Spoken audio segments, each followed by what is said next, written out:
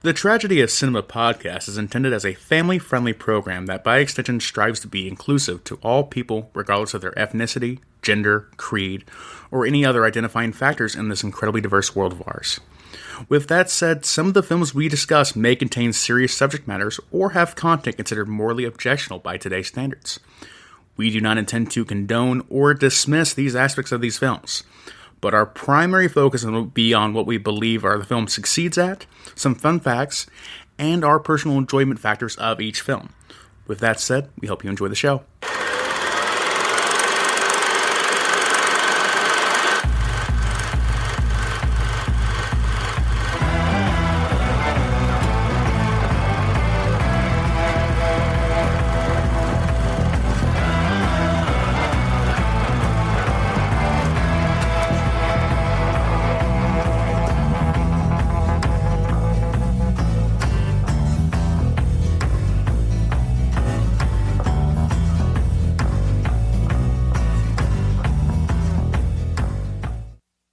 Don't you know that it's worth every treasure on earth to be young at heart? Some people will go to any length to stay young forever. Is that someone? It's Madeline Ashton. She was a big star in the 60s. I thought she was dead. Oh, madam, you look younger every day. Thank you, Rose. But Madeline Ashton and her old friend Helen Sharp I've lost men to her before. are about to go too far. A touch of magic. Drink that potion, and you'll never grow even one day older. Bottoms up. No warning. Now a warning? Siempre viva! Live forever! Ernest, I'm in the morgue. They think I'm dead. You are, but you're not. Are you telling me it doesn't hurt when I do this? Doesn't hurt. She's dead! She's dead, Ernest. No, he's dead. He's dead. Ernest is dead. Everybody's dead. You pushed me down the stairs. I'm so sweaty. I don't think it's sweat, honey. I think you're defrosting. It's a lie.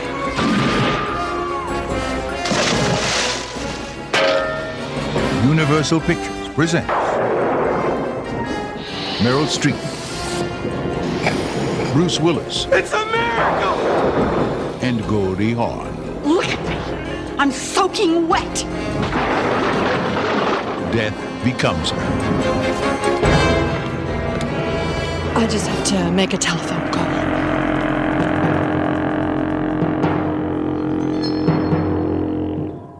All right, guys, welcome back to the Tragedy of Cinema podcast. I am your host, Jimbo, and today I am joined by my usual cohort in crime. Kyle Zahner here in the house. Not really in the house. He is in his own house. In fact, literally not in the house. You're right. You've ruined the illusion. We're And all frauds. also, we are joined by a very special guest all the way down from the hollows of Kentucky. Yeehaw. Well, you going to tell us your name or just going to be a yeehaw? My name is Jennifer. Jennifer. Some of you just call you Jen. Jen is actually a coworker of mine that works in the same building, I guess, but not necessarily close in proximity. So, yeah. We're Jen having a guest on this podcast. Yeah. Right. Jen wanted to come on, and she's wanted to do a couple movies, but I said, well, let me throw one out that you probably haven't seen, and I haven't seen for a long time. And we are going to be talking about Death Becomes Her. This is Kyle and Jen's first time watching this movie, both of them. So I'm pretty excited to introduce them to this madness. Madness is right. But like usual, before we start, there is always a question. So we're going to put Kyle on the spot first, just so it has more time to prepare. Show me what you got, Jimbo. Kyle, you either have to pick Goldie Hawn or Meryl Streep and give me what you think is their best performance of the movie. I feel like that's a little unfair to Goldie Hawn because I think like Goldie Hawn makes some really good comedies. But Meryl Streep was where it was at for like making those extreme, dramas and all that kind of stuff too. So for Kyle, really you have to pick one of each. There, I'll make it easy on you. Just say Jimbo, you're so cruel. Just say you can't think of a Goldie Hawn movie, Kyle. It's okay. That's fair. I mean, I wasn't born in the '80s, so I didn't watch Goldie Hawn. I think really like there's only 2 movies I can think of with Goldie Hawn. Well, 3. This one, Bird on a Wire, and I think it was what's the one where she was like in the army or whatever, or Private Benjamin. Yeah, that was the other one. Thank you, Jen. First Private Benjamin, something like that. Yeah, something like that. I believe so. Okay, well, I know Kyle's over there. Kyle, you're gonna have to stop clicking your keyboard because I can hear it, and you're trying to search movies. I know what you're doing. I have to get the title right. So for best drama, I'm actually gonna go with the not for the best drama. I'm actually gonna go out there for a movie that's probably wrong by most critical preferences, but The River Wild with Meryl Streep back in '94. That was a crazy movie starring her saving her kids from like Kevin Bacon, as all families must do someday. And going down the River Wild, it's raging rapids, basically like that. That's some pretty good drama. I like it. You're gonna go with that over Deer Hunter? Yeah, exactly. Because I don't think Deer Hunter. Well, she's not the main character in the Deer Hunter, and I don't want to put her as like that's her best performance. The character one where she had like 20 lines.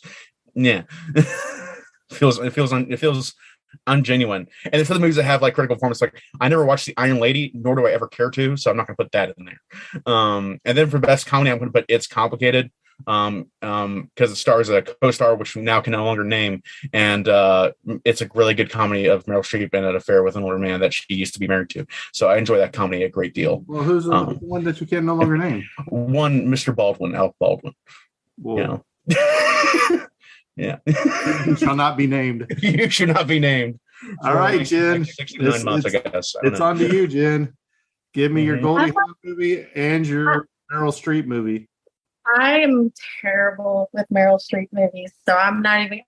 I'm just going to tap right out on that one. I know there's a few, but I cannot remember them. I actually do like the Private Benjamin movie. I like Overboard. I honestly, there's not too many of her movies that I didn't like that I have seen of hers. So I'm actually surprised I didn't watch. Yeah, for Goldie. It's funny that you say that because Meryl Streep probably had the more illustrious career, I would say. Yeah. Goldie Hawn. Yeah. And I feel all bad because I cannot think of one movie off the top of my head right now. Death Becomes Her. That's one. That's an absolute classic. Yeah, we could have just both defaulted on Death Becomes Her and then just take care of both of them at the same time. So that's what I'll do. I'll just say this, because honestly, I'm not a big Goldie Hawn or Meryl Streep fan. So half of one, 6 dozen of the other doesn't matter to me. They're just okay. I will say neither actor has a like remarkably bad performance I can think of off the top of my head. I can't think of like, oh man, that movie was a stinker. I think they both have a solid career of making some good stuff. Can I just say Goldie Hawn looked creepy in this movie? Her eyes, whatever. Man, intentionally so. I give that. Yeah, that was the intention. There wasn't. But we'll get there in a few minutes. So, Kyle, let's go ahead and take it away. Death Becomes Her from 1992, I think. Yes, 1992. In fact, it came out on July 13th, 1992. Was directed by Robert Zemeckis. You gotta watch those hot dogs, man. They just keep popping on the screen. You like disappeared. Exactly. All I seen was there's 6 hot dogs there. 6 hot dogs, maximum hot dog. As you know, of course, as director of Forrest Gump and Back to the Future writer and all kind of stuff too. So Robert Zemeckis, great director, their legendary director, if you will. And then we have writers Martin Donovan and David Cope. Then we have producers Steve Starkey and Robert Zemeckis, composer Alan Silvestre, and cinematographer Dean Cundy. Then we have budget for the film. For the original budget, we have $55 million, which would be equivalent to about $113.3 million today. And I'm getting little bounces of sound right now. Just make sure that feedback isn't too strong. Now let's see here. And for opening weekend, it made only $12.1 million, which would be equivalent to about $25 million today.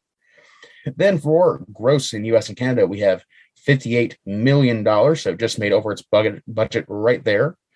And now we that'd be adjusted for inflation would be about $120.4 million in today's revenue. And then gross worldwide, we have a whopping $149 million, and that'd be equivalent to about $307 million today. Whoosh. Moving on to technical details, we have a movie runtime of 104 minutes. Sound mix, Dolby SR, color info. This is a color movie. Aspect ratio, we have 1.66 by 1 and 1.85 by 1 for the theatrical ratio. That's good transitionary noise as I get to my next fact here. Filming dates, this was filmed between December 9th, 1991 and April 7th, 1992. So very little time there for special effects work to be done on top of the stuff there. Kind of explains it a little bit. Some of the effects later on in the film, they had a little bit of a limited time scale there, but still very brisk filming time for the 90s especially. And then moving on to the awards. Drum roll, please. We'll add that sound effect in later or not. We'll find out soon. So for the awards in 1993, it won the Oscar for Best Effects and Visual Effects.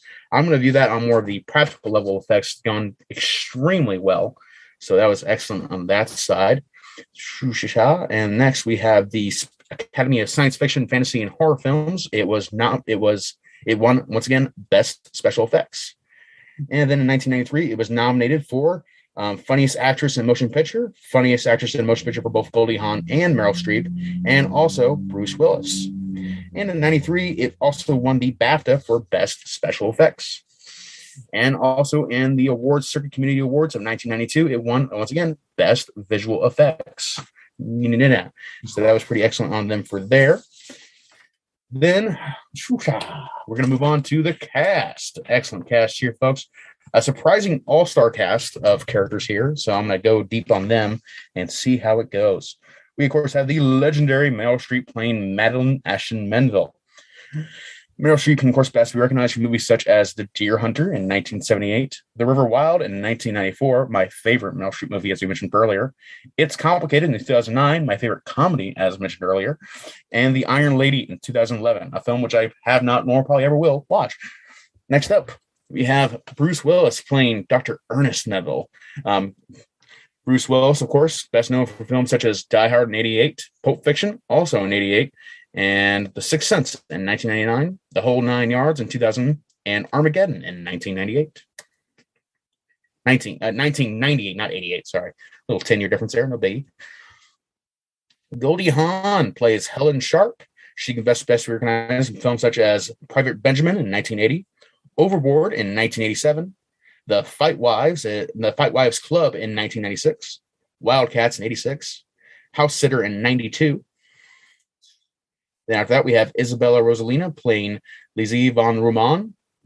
She can recognize such films as Blue Velvet in 1986, Fearless in 1993, Enemy in 2013, and Roger Dodger in 2002.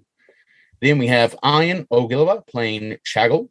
She can recognize in such films as I, Claudius in 1976, My Life in Ruins in 2009, I can relate to that, and Wuthering Heights in 1970. After that, we have Adam Stork playing Dakota. He can recognize such movies as Mystic Pizza in 1988, great title of a film. The Phantom of the Opera in, what's that? You ever seen Mystic Pizza?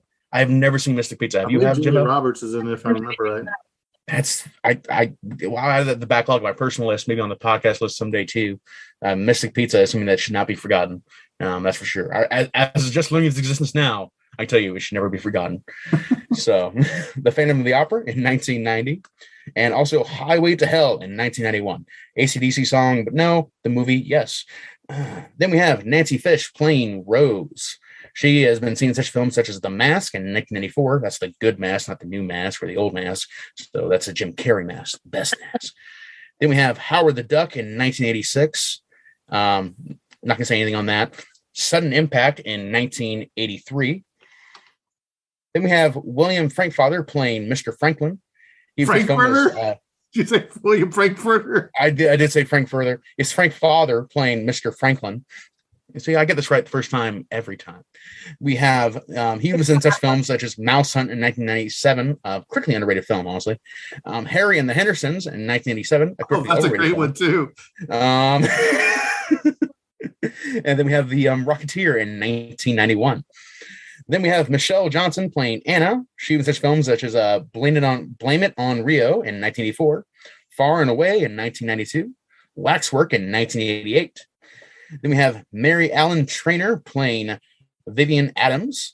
She was in such films as The Goonies in 1985, Die Hard in 1988, Lethal Weapon 4 in 1998, and Romancing the Stone in 1984.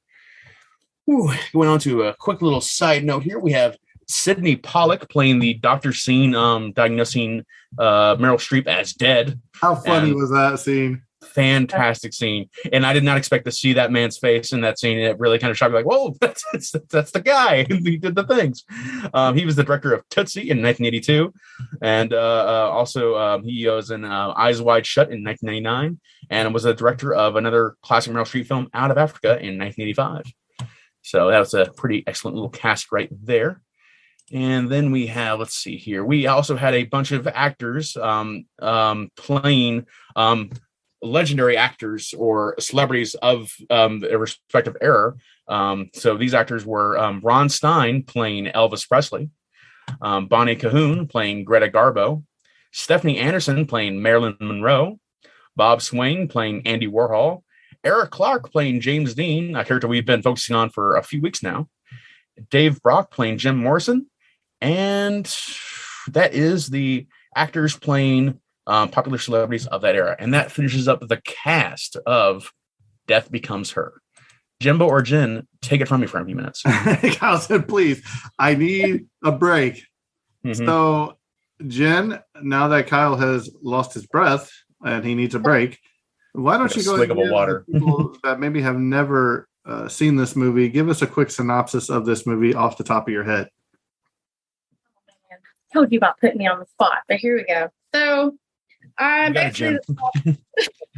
basically, the synopsis, as I understand it, is that you have Helen, played by Goldie Hawn, who is basically in a hate relationship with her friend, played by Meryl Streep, because Meryl keeps taking all of her boyfriends. And they go through some hilarious fucking, excuse my language. Wow, this is family there, Jen. Man, this is a family program. It's okay. They go through some hilarious hijinks after they both end up at the same place for, in an attempt to both be better. And it just hilariously backfires. And poor Ernest gets caught in the middle. And I'm going to be honest, it took me about 10 minutes to realize that was Bruce Willis at first. Because he looks so different. Blame you. Mm-hmm. Yeah, but as soon as he opens his mouth, he should have known.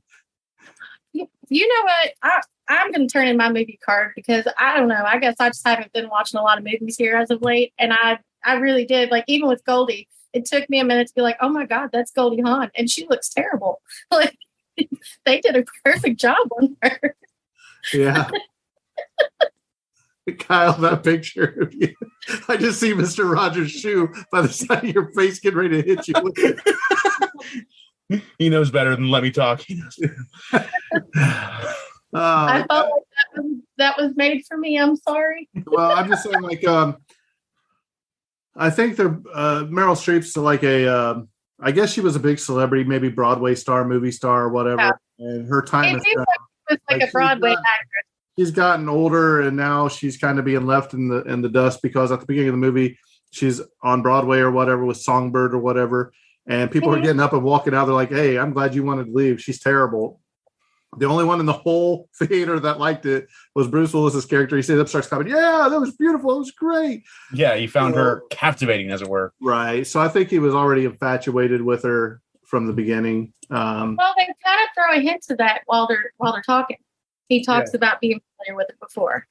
I don't know. I thought it was interesting watching it now, as not watching it back when it came out, because it kind of, with the Broadway not being a big, it is a big thing, but people don't do it as much as they used to.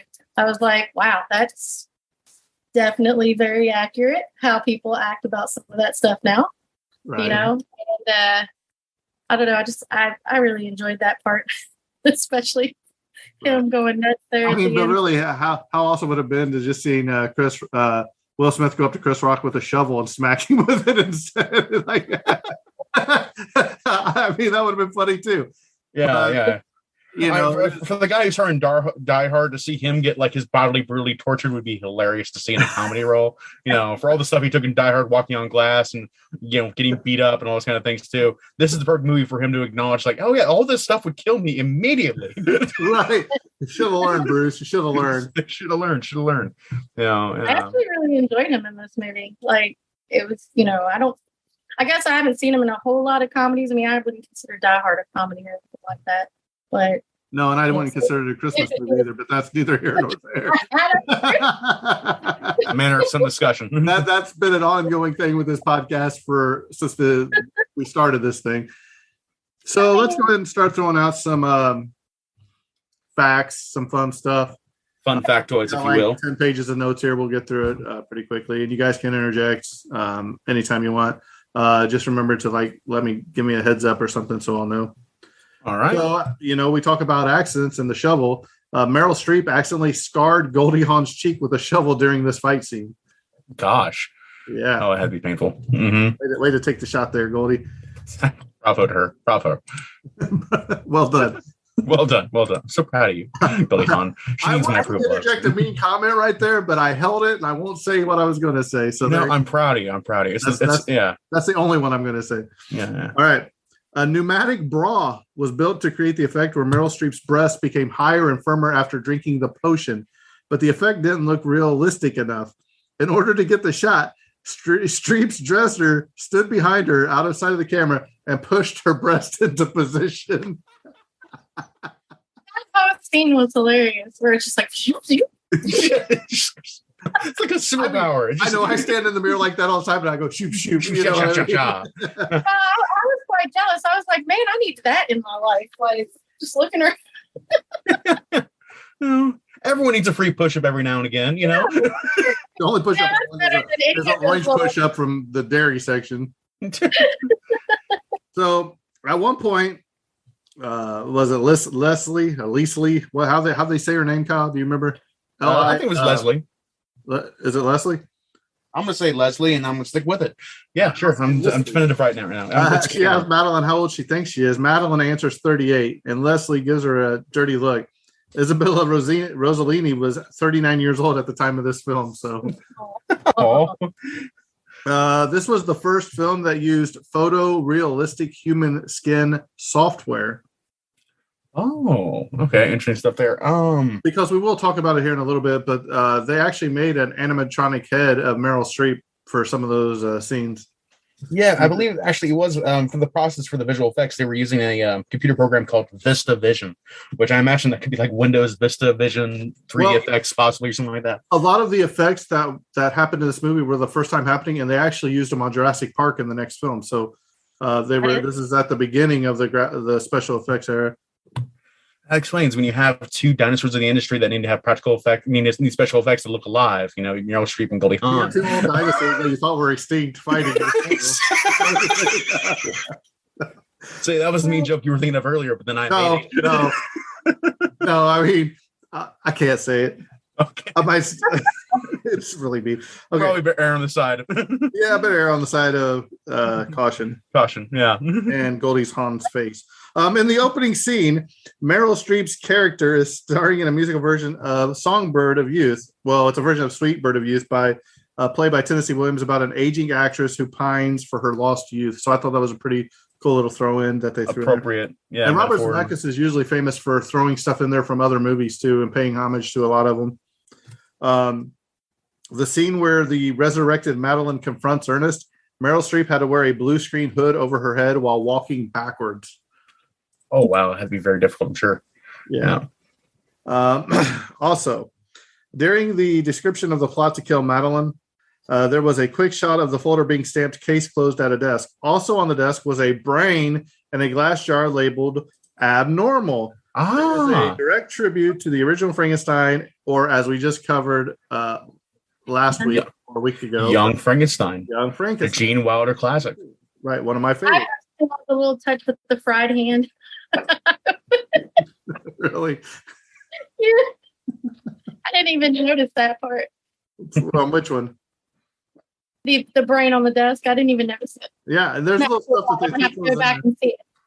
During filming, director Robert Zemeckis would say, "Hold on to your butts." Screenwriter David Cope and frequent Zemeckis collaborator wrote this as a catchphrase for Samuel L. Jackson in Jurassic Park.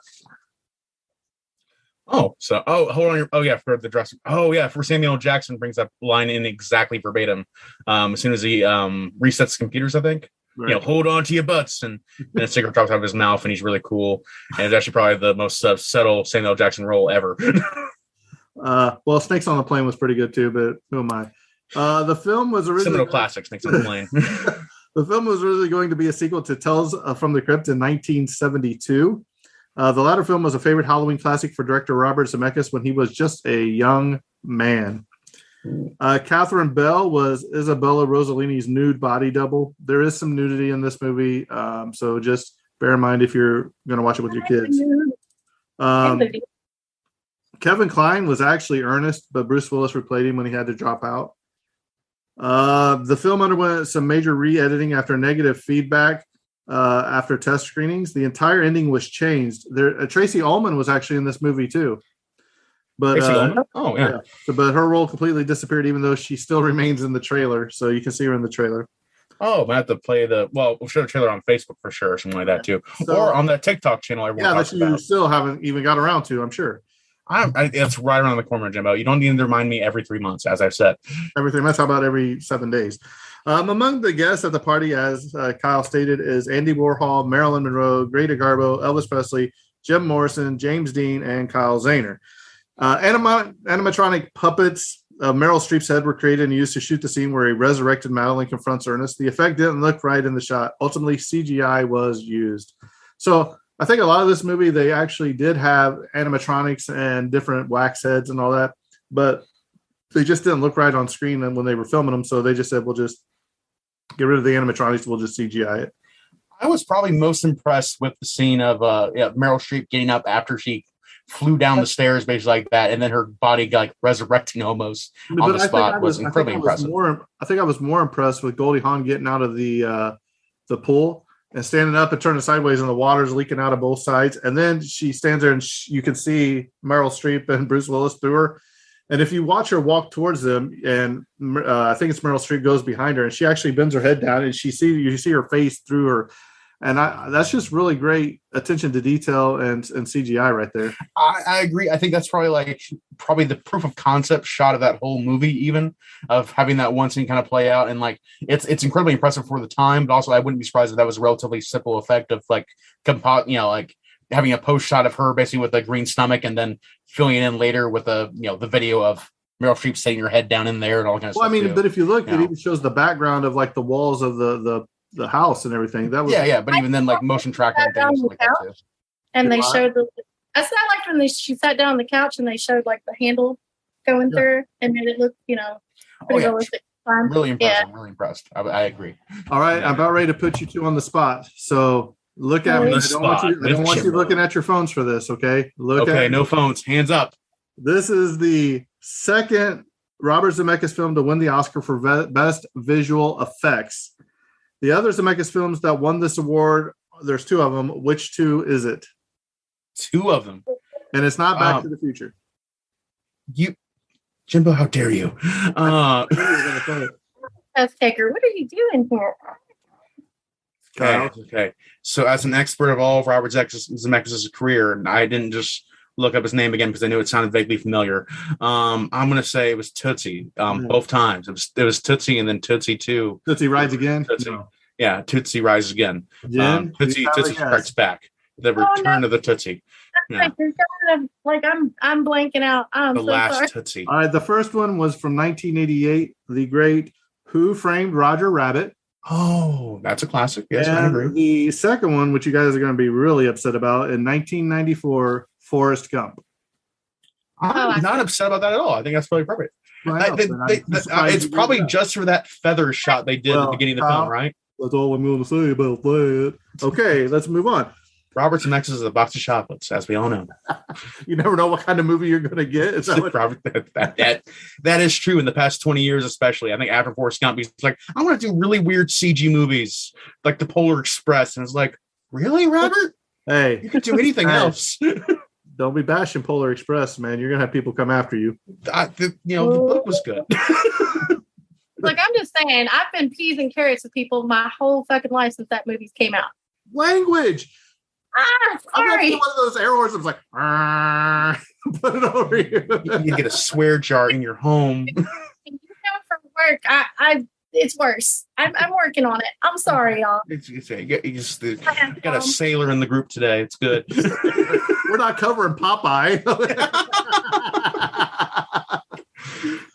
Sorry. Okay, Look, it's the rage from that movie. I'm telling you. Like, I'm telling you. Exactly. I learned from watching you. It's good.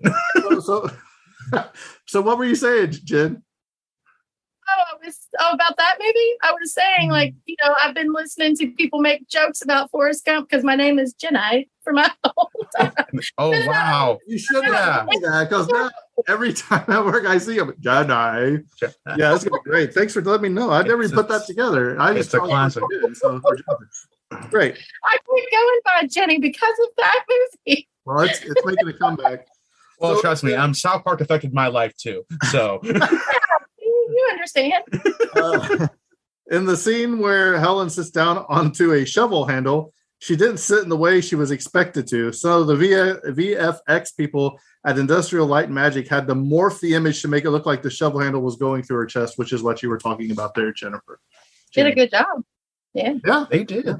Yeah, really impressive. Once again, I mean, that's why they won the Academy Award or Oscar for Best Visual Effects, because some of this stuff had never been done at that time. So, it holds up pretty well watching it. Oh, yeah. You know, this later. Yeah. And I'm surprised neither one of you have ever seen it before. Yeah, I always wanted to see it, but I just never catch it, or I've never really, like, when I am watching movies, it just doesn't float to the forefront. So yeah, I think it's like perfect backlog filler. Like, you see it there with all the names on it, and you like that it has a good like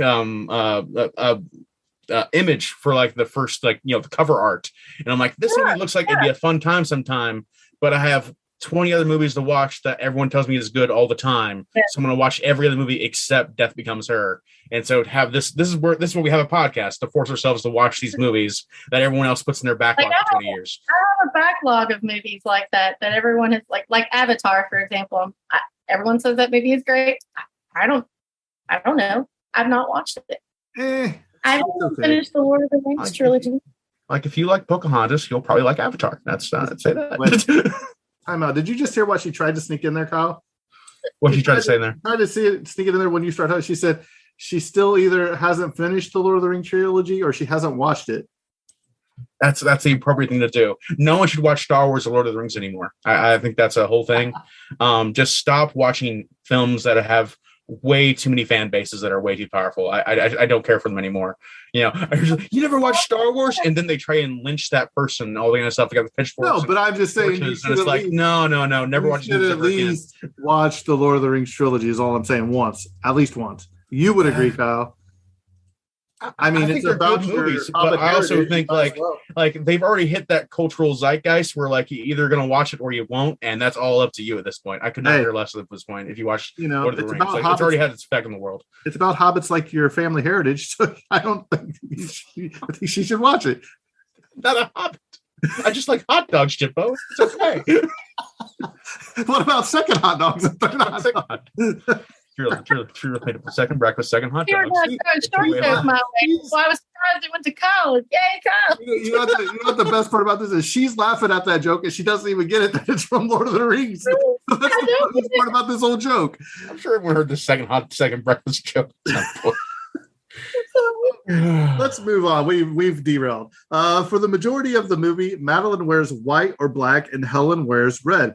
The only one exception was in Helen's fantasy sequence, in which Madeline wore a red dress and she wore a white dress. This is shown in one of the film's main promotional posters too. So this is where they put her in the car and threw her over the cliff or whatever. So the trailer features the theme from Tales from the Crypt in 1989 by none other than Danny Elfman, who we've talked about a ton of times on this podcast.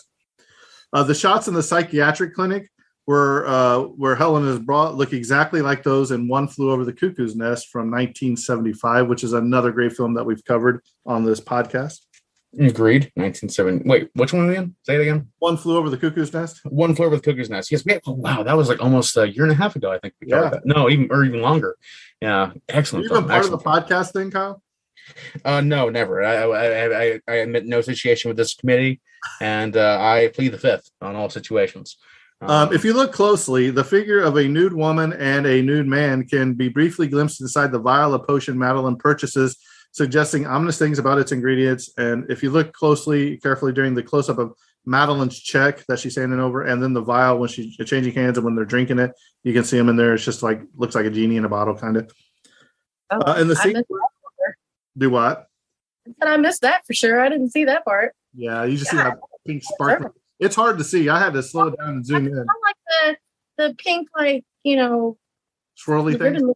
I just saw pink swirly goodness. It's really hard. No doubt somebody's like a children's soul or something like that is in there. Yeah. Actually, when in the script, it was actually supposed to be like a gray metallic looking thing she was supposed to drink, so they changed it probably visually. It was definitely more visually interesting to have the pink swirly juice. Right. It's definitely somebody's soul. Yeah. In the scene where Mr. Chagall abruptly shows up during Madeline's apartment with Anna at the beauty spa, Anna quickly loses her French accent. This is to show that the beauty spa is actually fake, a shallow environment. Anna and the receptionist's fake European accents are part of the facade. I did note that. I hated his accent. After Kevin Kline dropped out of the film and turned down the role of Ernest Minville, Jeff Bridges auditioned for the role, but Bridges was turned down. Kyle, could you have done it? Jeff Bridges can do anything, anytime he ever wants to, and the idea of turning him down should be a capital crime, punishable by death. I think that's the only appropriate option. Well, you know what, Kyle? Since he turned this movie down, I think he definitely burnt some bridges, if you know. Thanks to the technological advance of film, Industrial Light and Magic used some of the same techniques for Jurassic Park, as I stated earlier, in 1993. Originally in the script, there were other celebrities, some of who were living at the time of production, were supposed to appear at Lisa's party. Those celebrities included George Harrison and none other than the great Dick Clark. How awesome would it have been to have a Dick Clark New Year's Rocket Eve celebration down there at the bottom of the house? That would have been amazing. Let's see here. When Ernest is running around the emergency room trying to find a doctor for Madeline, Kurt Russell can be seen giving an interview on a television in the waiting room. Goldie Hawn, who plays Helen, had been in a relationship with Kurt Russell since 1983. The exterior of Ernest and Madeline's mansion is located at 1125 Oak Grove Avenue in San Marino, which is located in Los Angeles County, California. However, the interior was built on a sound stage. You know, Kyle, we always talk about Siskel and Ebert's list and how, it's on the greatest movies list and all that. But the critics Gene Siskel and Robert Ebert gave this film a thumbs down, stating that though the visual effects were great, it lacked any real substance or character depth. And I think they were wrong. I think Siskel and Ebert, I think they were excellent critics. Obviously, they have a huge history of being excellent critics. But I think their focus was on always kind of like male-centric minded films. And I think this movie is made for women, kind of by women, kind of the idea, basically. And so they watch this film like, I don't get it. What do you mean a woman has feelings? A woman has emotions? And they just like kind of thumbs down, like, just why isn't the whole movie about Bruce Willis the whole time? Are you calling Robert Zemeckis a girl? Because you said made by girls. No, not made by girls. The idea of made for girls, kind of like with a by girl kind of mentality behind it. I think this is a movie for women, not in a bad way at all. I think this movie is the main idea and the main focus of it. So I think Robert Englund and Siskel and Ebert didn't get that. I think that's kind of a failing time. I think what was the movie? It was the Megan Fox film. Wasn't Girlfriend Next Door? Yeah, Perfect Body. Same deal. Same thing. Where like that movie got like critically panned right in the early 2000s, and then like 10 years later, like, oh wow, we all like this now, didn't we? No one ever said anything bad about this. And it's like, no, you all didn't get that was not for just the 13-year-old boy. Yeah. So here we go. So Helen actually drinks the potion, she says, on October 26, 1985. This is the present date, the date that Marty goes back in time and Back to the Future in 1985, which was also directed by Robert Zemeckis. Small world. Here we go. The Surely he original. did that intentionally. He throws out stuff in there all the time. The original ending was overall different from the theatrical version. It involves Tracy Ullman's character Tony helping Ernest in a ruse of faking his own death in order to get away from Madeline, Helen, and Leslie. Leslie. Leslie. Lisle. Leslie. The plan worked, and the two end up running away to Europe to start a new life together. Many years later, Madeline and Helen, both parodies of their former selves, with cracked peeling paint and putty covering most of their gray and rotting flesh, are on vacation in Switzerland. Yet they are completely bored and miserable. They notice an elderly couple being affectionate, and they become envious of them. As the couple gets into a car and drives away, Madeline and Helen realize it's Ernest and Tony and chase after them, only to be hit by an oncoming car and break into pieces, similar to how it ended in the movie. At first, I was thinking like this ending's gonna be terrible. But then it's like, no. The more I hear about it, I'm like, oh, this works too. Wait, there's one even better. There's one even better that we're gonna get to. You're gonna be like, that should have been it. Okay, go for it. Actually, it's the next fact. In the original, one of the original proposed endings, Madeline and Helen steal a car from one of the guests at Leslie's party in order to chase after Ernest. However, they end up accidentally driving off a cliff and crash into a huge explosion. Then Madeline and Helen emerge from the wreckage as shard skeletons. That's a great Army of Darkness style. I love that. It should have just been Army of Darkness by the end. That's what you just need to watch the third act of Army of Darkness after the movie. Dang. And what would even been funnier is they would have the two Doberman pinchers come up and bite their legs, take one of their legs each, and they're all fantastic. I love that absurdity. I want it so bad now. You could probably still do that. You get some puppets, you can make that ending happen. I think you can do it. I feel robbed. Do what? But I feel robbed now. I didn't Exactly. see that. Yeah. In several scenes toward the end of the film, references to deceased musicians and actors are visible. When Bruce Willis's character Ernest Menville falls through the glass roof and lands in the pool, Jim Morrison can clearly be seen with a girl. Later on, an extra playing James Dean turns around with his signature hairdo as Ernest steals his gray spider, which we've talked about, Kyle. That scene specifically just kind of flew me for a loop because here I thought like, okay, we've just finished our James Dean trilogy. We're going to do the real talk later about it, all that stuff. And then it's like, okay, now I'm going to watch Death Becomes Her, a movie which definitely doesn't have anything to do with James Dean. And then he pops up there like, son of a gun. I was free of this man. Yeah. During the big welcome address at the ball, Elvis Presley is scolded for not making a random public appearance. He's like, I was just out there having some fun, man. Which, a lot of his hardcore fans think that he is still alive, but hiding from the public eye. So I thought that was pretty clever, funny of him.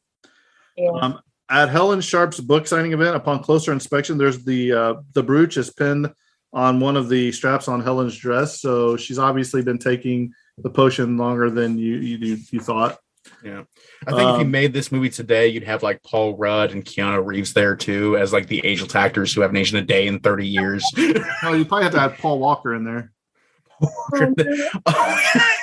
Yeah, well, he'd be the one of those like you're supposed to have gone away. No one's seen you past 3 years. You've done a good job. But then Keanu Reeves and Paul Rudd just escort him off the room. Official Paul Walker. Yeah. James Dean, the star in the film, though, he'd be the main character. He'd be the Ernest character. Yeah. You keep saying about this movie that's coming out with James Dean as a CGI, but I still don't believe you.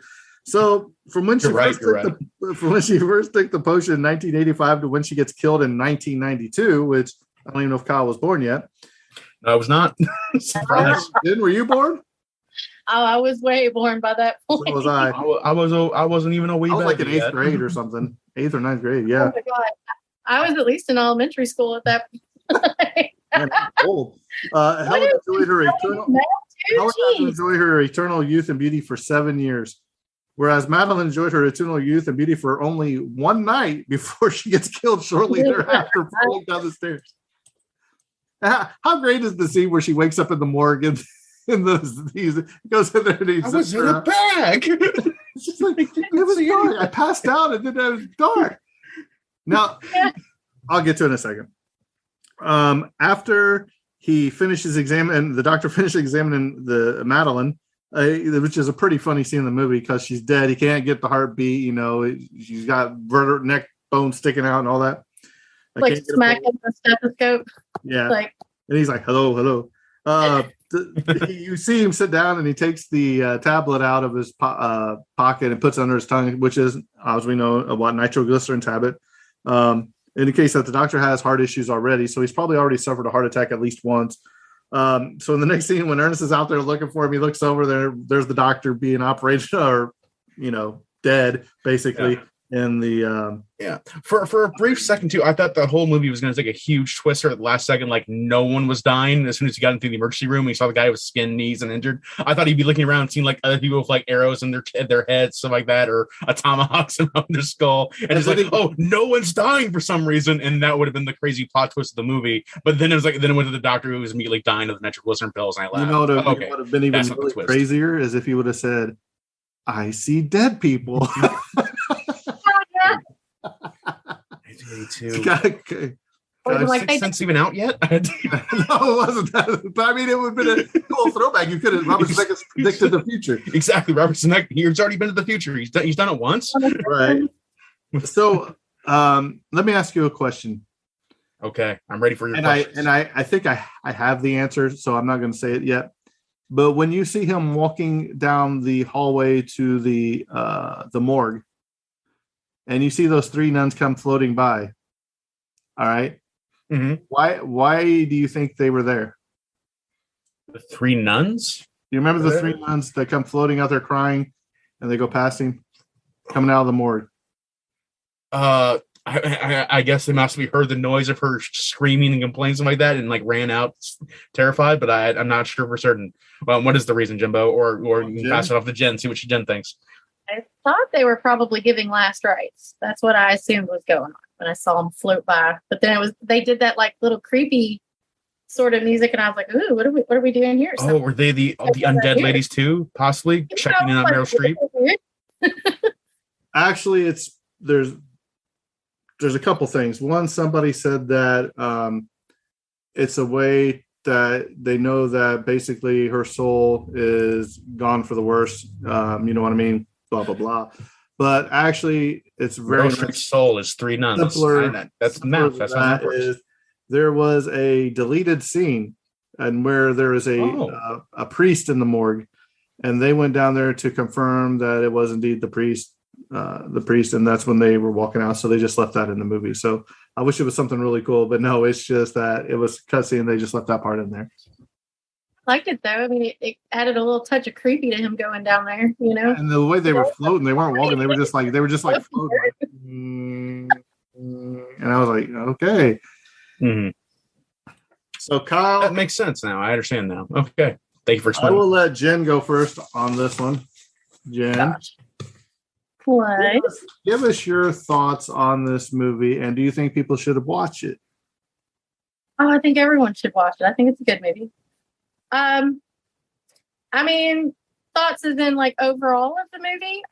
Whatever you want to say about the movie, go ahead. Well, I mean, as I said earlier, this is now the Jen podcast. So, Jen, whatever you want to say. I liked this movie because it had me cheering and then like not cheering for both of the women at different times during this movie. So like at the beginning when Helen gets like basically loses to Madeline and she's like all sad and stuff and I'm like, oh, and then she's, gets to that part where she's getting lady. She opens the thing with all the cat food in there, the cats up there. I'm like, oh, oh man, been crushed. Like, yeah, go Helen, get your revenge. You deserve it. And she was talking about she called it the Madeline Ashton test, and I'm like, oh man, this woman's just like been railroaded by this friend her whole life, But then later on, the tables kind of turn, and I find myself kind of, looking at her, at Meryl's character. And I'm going to mess up the name, so I'm just going to call them by their actors. That's what I do all the time. Mm-hmm. Then I'm looking at her while, Goldie's going in there and basically trying to, take her man after everything's already happened. And I'm like, oh, you've gone full circle. Now I want you gone too. And then by the end of it, I'm like, at first I'm not too thrilled with Ernest because I'm like, man, this man is getting played on both sides. And then at the end, he's basically the better character of the three. I was like, oh my God, like, Yeah, because like Ernest is like a scoundrel at the whole movie. Like you're just like oh, he left his wife immediately to go get to another woman and all kind of stuff too. And like you just makeovers the dead people, doesn't do anything of real value in the world. I mean, and then at the end of the movie, he's actually the only character of like any semblance of professional morality at the end. He's actually and they're laughing and they're talking about how like he's made such an indelible mark on the world and had all these kids, and they're just both sitting there like, barely holding themselves together at this point. One of them messes up her eyebrow, and I'm walking like tool sheds. Yeah, like I guess he did really make the better choice by not drinking that, not having to deal with those two women. Like, oh man. Yeah, but I think it was. I mean, you can tell his character when he's actually up there spray painting them. Her leg or whatever. He touches it and he looks on his finger and he holds it up to like her waist. And he's like, oh, it's not the same color. He can't match it up. I guess a whole new thing to spray on tan. You know what I mean? And I'm trying to go through my notes here. Like, and obviously I can't read half these notes because I'm trying to keep it friendly. I did enjoy the karma of Madeline taking her man, but then ultimately being totally unhappy with him. Like, that whole time. Yeah. And, I'm like, oh, that's what you get. But then later on, I'm like, you both deserve to be miserable. You're both miserable people. I guess that's the whole point of this movie is you're both miserable people. Yeah, they're making these terrible choices and eventually they kind of bring it on themselves. Like they should have realized when Ernest leaves you to go to the other man, Ernest might not be worth dating. None of them ever occurs. They're like, you just never needed Ernest. That's what you never need. Worst part means they're fighting over a non-man. I was like, he's not even worth it.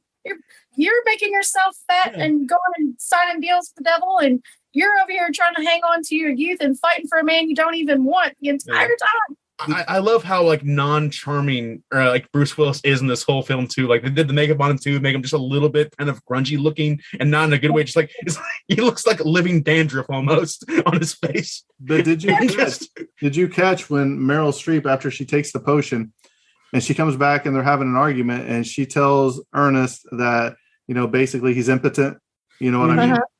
At the end of the movie, if you listen carefully at the funeral service for Ernest, it says that he got married and had 6 kids, 2 boys and 4 girls, which is also hilarious because, I mean, I think we've been in his 50s, they said, when he started having kids.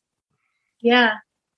So Ernest did have the good ending. You know what I mean? Yeah, he did. By the end, he made something of his life. He realized that like he needs to focus on himself to be happy and not just the validation he got from his wife. And because he got zero validation from his wife. So he figured that stuff out for himself in a really positive way. So like, all these characters were miserable and almost irredeemable from the outside looking in, except Ernest, who went off for 37 years and then discovered like the fact of his life to focus on himself and actually make something about himself to help others and also be good in his own personal mind. And like that's the reason he takes the lesson to bring in. Like, yeah, he made it in 37 years. He actually, he figured it out. And then Meryl Streep and Goldie Hawn, they were just laughing at him. He was like, no, clearly he's wrong. Being miserable forever is the answer. And sometimes I agree with both sides of those ideas. Well, there were a couple of quotes I enjoyed in here too. Like when Meryl's character says, do you know what they do to softball overweight Republicans in prison? I was like, oh, man. Still true today. Now they don't even wait till prison. They have their own parties for that. And can I just mention, what is it? Lisa, whatever her name is, the potion lady. Sorry. Oh, yeah, I'll look it up. Leslie. Her little henchmen look like terrible 80s wrestlers. Like, I was like, what is this velvet, like... Look at that. I thought like one of them was Fabio for sure. I was like, what is this? Well, there was rumors that they were going to make her a lot older than what she was. Like basically she was Cleopatra. So basically and there's also rumors that they were going to have where Abraham Lincoln, Benjamin Franklin, and somebody else basically she offered the potion to them, but they turned it down, and that's why she had them killed, basically. So, think about how cool it would have been actually for the scene of Marilyn Monroe. It was JFK and Marilyn Monroe together at the last scene there. That would have been really clever. Really clever. I can definitely see the Egyptian influence though, because you know Right. she's got that knife and everything, and the way they had her hair done. Like I can definitely see where they might have been going with that. She reminds me of like Gozer the Gozerian in Ghostbusters. That's the vibe I got of her. It's like just minus electricities and only a few less bubbles, surprisingly. And that was her in Ghostbusters. Bubbles. Yeah. All right. Well, So, Jim, you got some more stuff? what are your overall thoughts? Well, if you say you like it. I also enjoyed that, you know, at first, like I said, this movie made me go on a roller coaster of feelings about how I felt about every one of these characters. Because, you know, initially when the two girls make up, I'm like, yeah, screw Ernest. Y'all finally figured it out, you know. But then later on, I'm like, no, screw you ladies. Ernest was the smart one, getting up out of here when he could and not taking this potion and leaving you all. I like when they were trying to drug him with that drink, and he's up there talking, They're just following him around. I love how rigid Goldie Hawn was the whole time, just tap, tap, tap, tap, tap, tap, tap, tap. The bottle. They're just looking at each other like he's gonna do it, right? They're not even listening to him at that point. Just like just drink the bottle. Like we don't care. And he just finally walks away without taking it. He's like, what? And I like the callback. I like the callback at the end of the film where they slip. Goldie Hawn slips on the canister outside of the funeral, and if you see her, she's like, "Help me!" And then you see Meryl Streep just take her finger and go bloop, because that's exactly what Ernest did to her when she fell down the stairs. So, but Goldie Hawn grabs her and they both go down and they just shatter. I think that is hilarious. You see their heads. Meryl Streep's out there, and then Goldie Hawn just comes rolling in. Can I just say I enjoyed Bruce Willis going, oh boy.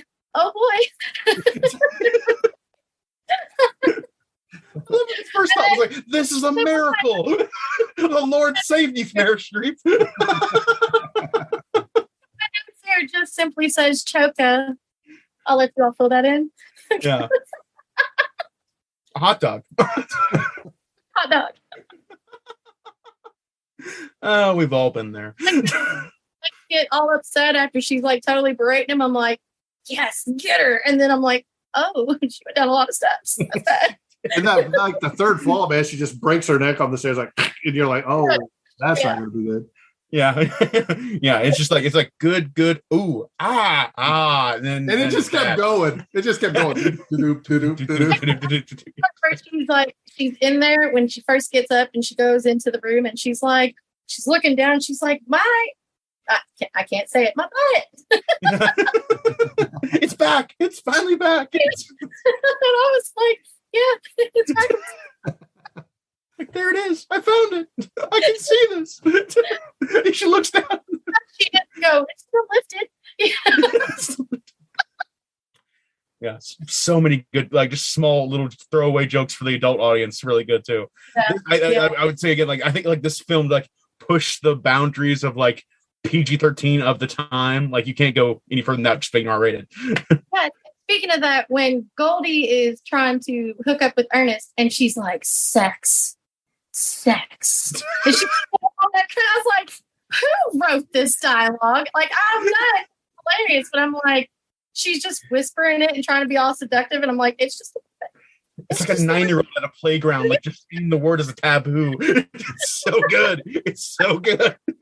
It's so absurd. Like, what are you, a child? What are you? I never could say it. I was a Puritan. Oh, classic stuff. Stuff. That part was pretty good too. Mm-hmm. Okay, so I guess I'll move on to my overall thoughts. Like that, we'll get over in this area. So my overall thoughts were this movie was excellent. I agree with Jen entirely. I think other people should watch this.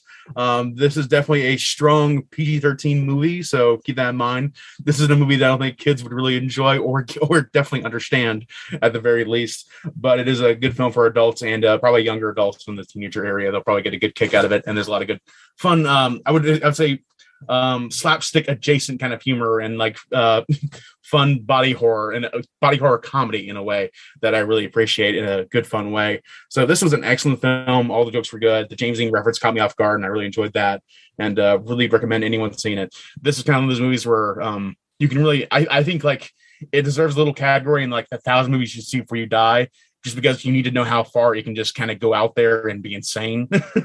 Like this movie is crazy. You need to watch it at least once. Put it on your lifetime list for sure. So I enjoyed it very much. Yeah. And finally, that goes to Jimbo. Jimbo, how do you feel about it? Crack the knuckles. Getting Well, ready. Kyle, Jen, You hated it. you're both Tell wrong. me. You're both wrong. And let me tell you what. Why are we wrong?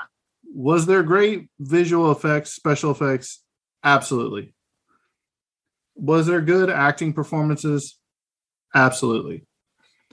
Was it a award-winning, Oscar-worthy best movie category? Absolutely not. No. Yes, it was. No. Yes, it was. Well, You're going to Siskel and Ebert this, Jimbo. It's so good that you haven't even seen it, Kyle. So I made you watch it. So don't tell me it was a good movie. I don't think it's an Oscar-winning. I enjoyed it. Don't get me wrong. I enjoyed it, but I think I will have to agree with Siskel and Ebert that it's not very deep. It's very shallow at best. Guy cheats on girl with a lot of girls. Guy cheats on girl with a new girl. Old girl gets mad, gets revenge on guy. Girl gets accidentally killed.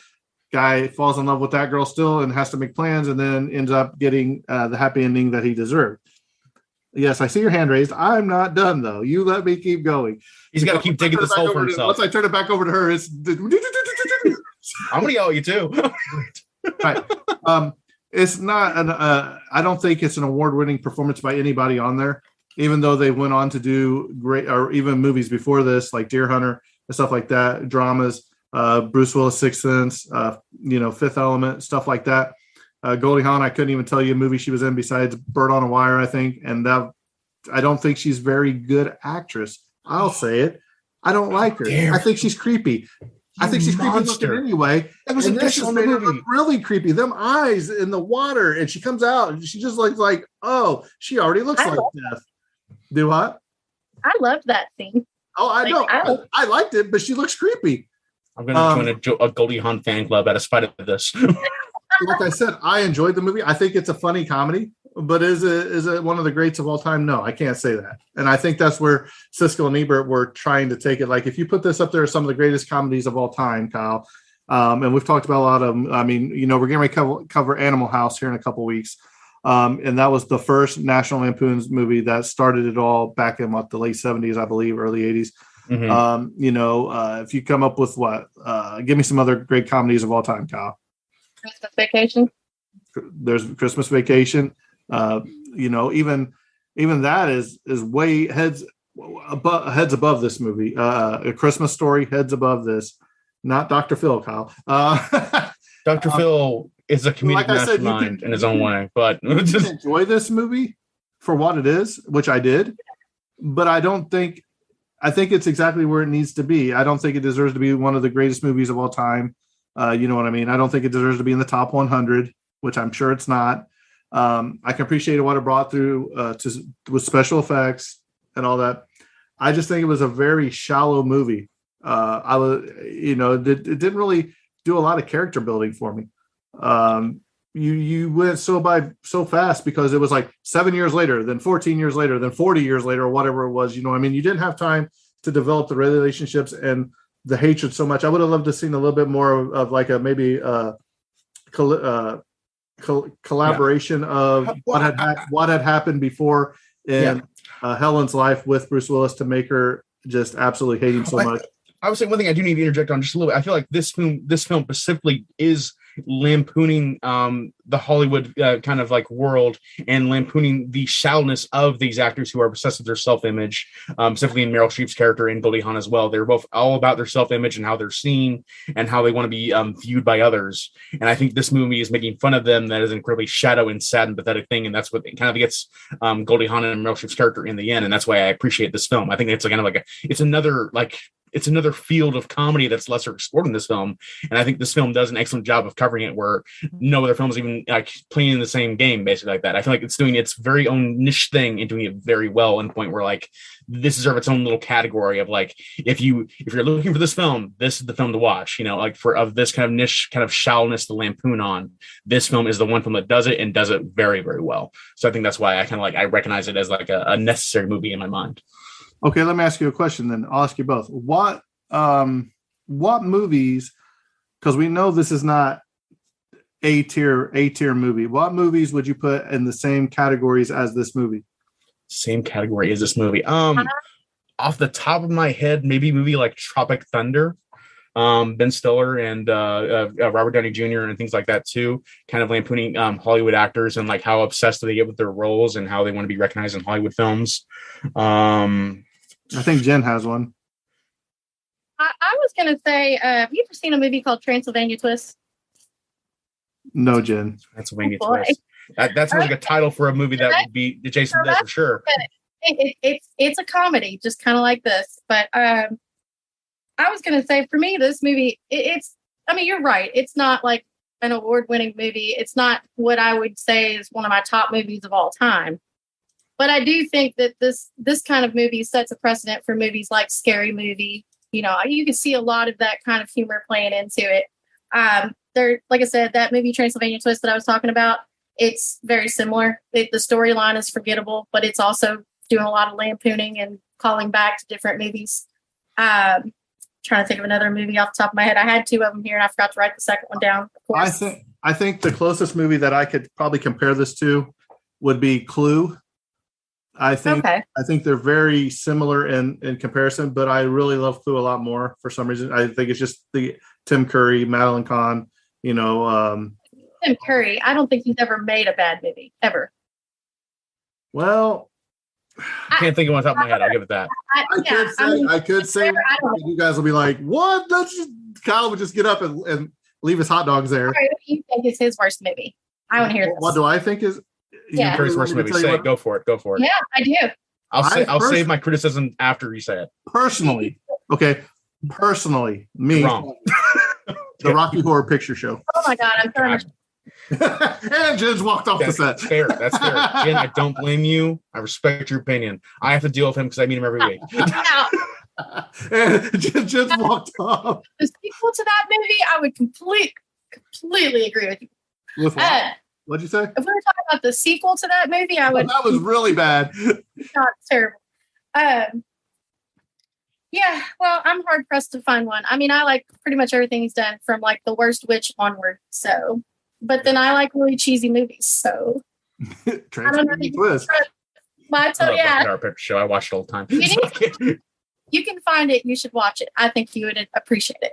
It's another weird, quirky movie from way back.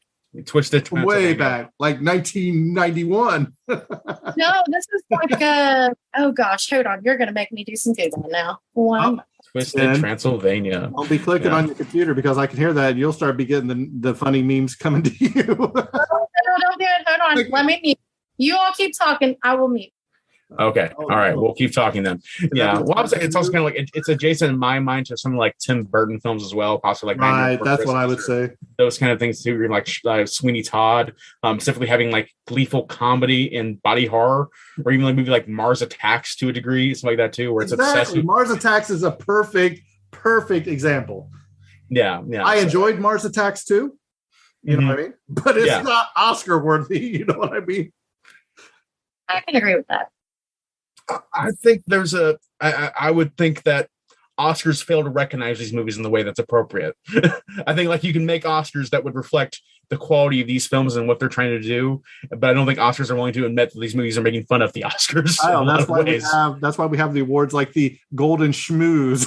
Golden Schmooze and other awards like that too. I also put like what about Bob in this movie too with what was the Bill Murray? The therapist. What was the actor's name? I gotta look it up real quick. What about Bob?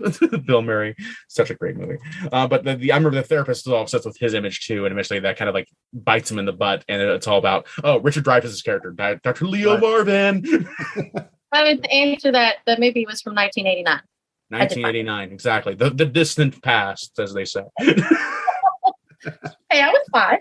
It's over 30 years ago now. What did you say? Terrible. 1989. 1989. Like 12, 13. I was just a young lad. Mm-hmm. So I think we're in agreement that it's a good movie to watch. Mm-hmm. It's a fun movie to watch, that's for sure. And that you could sit down and watch it and laugh every time you watch it. The fight scene alone probably deserves to be up there in one of the greatest fight scenes of all time. I know Kyle's thinking exactly. Especially like it's like definitely like for as little as we say it, it's like top tier women on women fight for sure. Like Kyle, remember, like the movie like The Hunt from like 2 years ago that had an amazing fight scene between two women, and like this one's up there like top 10 for me. I'm like, oh, okay, like I have to think of like top 10 woman fight movies. And Kyle's like the greatest fight scenes of all time: Luke Skywalker versus Darth Vader, Madeline versus Helen. exactly, right up there. The solid 8 on the top 10 list, right? Yeah. Okay, that's you got any closing comments you would like to say? I mean, I just agree with you. I think it's definitely one of those movies. If you're just looking for something fun to watch, it's definitely worth that. I agree with you, Jen. I do. Yeah. No worry. I'll fight for you, Food Point, in future weeks. Yeah, that's our overall thoughts. Jimbo closes out. I think that's a wrap. All right. I think this episode's coming to a close, and that's a wrap. And Kyle and Jen. And cut. Synced up perfectly every time.